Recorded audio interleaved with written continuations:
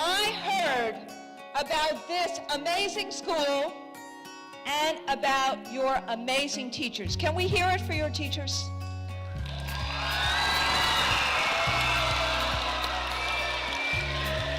And what all these adults are also doing today is that we have figured out ways to make sure you can bring books at home too, so that they are your very own books.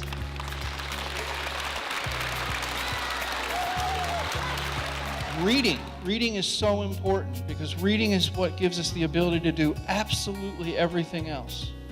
You're going to get to meet the author who wrote this book, and you're going to really enjoy this book. It's fun. She didn't take OJ, she took another friend. She took Dottie. When she gets there, she sits down with her teacher to have a morning meeting. After we had an author read it to them, the children were all given a book to take home, and they were just so excited when they received the book.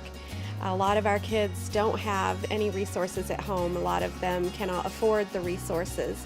The fact that they were given something brand new to take home, to be able to read and keep and call their very own, was just amazing.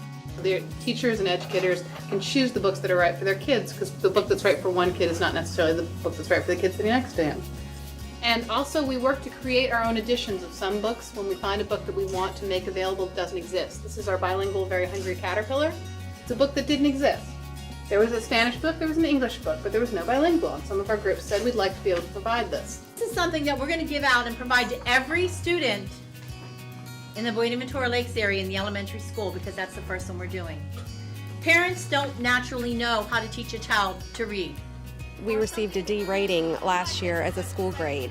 And so right now, literacy is it's huge, because without learning to read, our kids can't go any further in any subject area. They have to be able to read to excel in math and science.